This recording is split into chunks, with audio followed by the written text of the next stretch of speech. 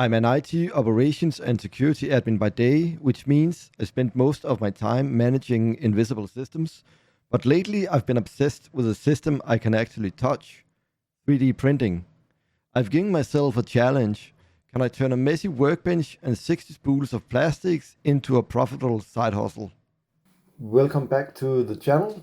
Since the last video, I have finished printing the mower wheel, and I then realized that I didn't have enough PETG to do the second wheel, so I have that on order. It should be arriving very soon. And today it's Wednesday, which means that Bamboo released their X2D yesterday, and I've gone ahead and decided that I needed a second printer, so I have ordered one. I'm really looking forward to having a dual nozzle printer, since I often do supports, and that would definitely help me quite a bit. I did a print earlier today where I tried to slice it for my X1 Carbon and compare the time spent to an X1D. And on my Carbon it was around 10 hours, and on an X2D it would only have been 3 hours. So I had to redesign the print in multiple parts and doing it on the X1 Carbon quite a bit faster. But it would have been nice to have a dual nozzle, so I'm really looking forward to having that printer. It should be arriving within a week. Probably not ready for this video, but hopefully for the next video. I have been very busy with life and haven't had that much time to print. Not as much time as I would like to have had, but I have to work with what I got. So now I need to figure out which prints to do for the last couple of prints. And I have also decided that I probably should not start with spending all the price tags that I'm getting at Kirppu. Instead, I'm gonna aim for around 80 items and see what sells. And then I have 20 items to be able to restock quite fast, especially with a second printer.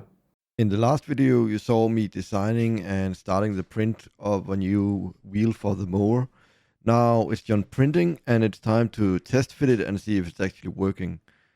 And surprise, it's actually a very nice fit on the first try.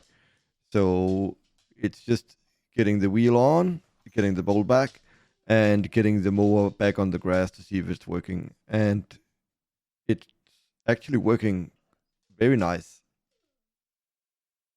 Since the last video, I found a few items I needed, so I had to do a supply run to get some Ziploc bags for a few prints that I wanted to sell as a bundle. And I also needed to find a way to describe a few of my items that would not be self-explanatory. So I decided to buy some kind of price tags where I would be able to write a short description on certain items, and hopefully that would make them easiest to sell. So after the supply run, it was back home to the printer and keep on going. So I still needed a few prints.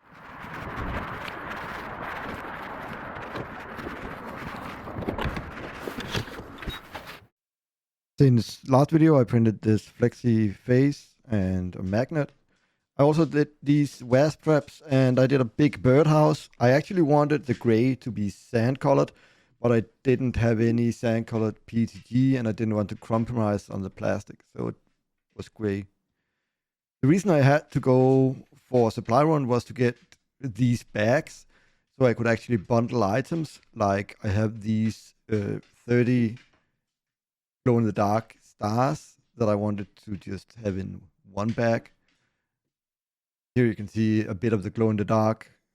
And I bought these price tags, so I'm able to write a short description of the items in the box and how many.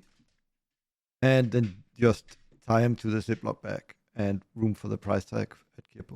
Now, when I have the price tags, I also have a chance to write that it's actually a wasp trap. So it might be hard to see just from the piece of plastic, but now there's an explanation for it.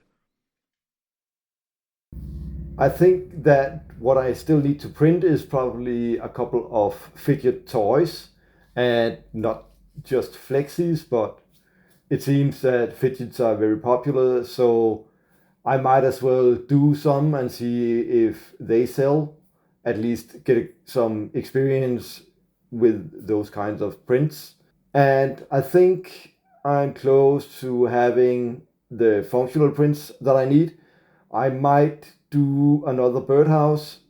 I might not. I'm undecided on that part, but I actually think I will, just to have another big print that will hopefully be able to carry some of the profit and cover a lot of the costs of the lease at Kirppu.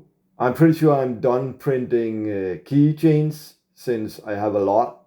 I'm not gonna put all of them in the booth at once, but I will have extras so I'm able to restock if needed.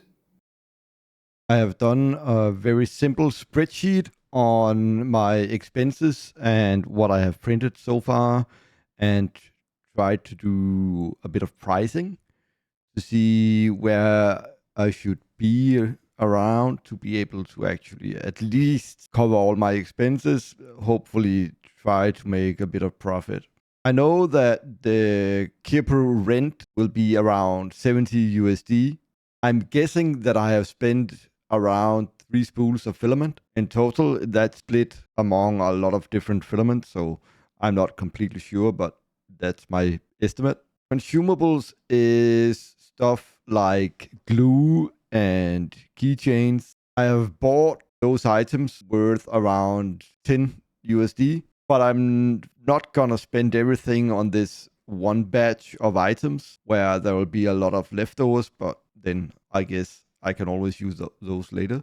On the other hand, I'm trying not to have a ton of extra items, because if this doesn't work out and I'm not gonna sell any prints again in this way, then it's just a waste to have a lot of extra items that I'm never gonna use. Power, I have estimated to be around 10 USD. It might be a bit high, but power in Denmark is rather expensive. We pay around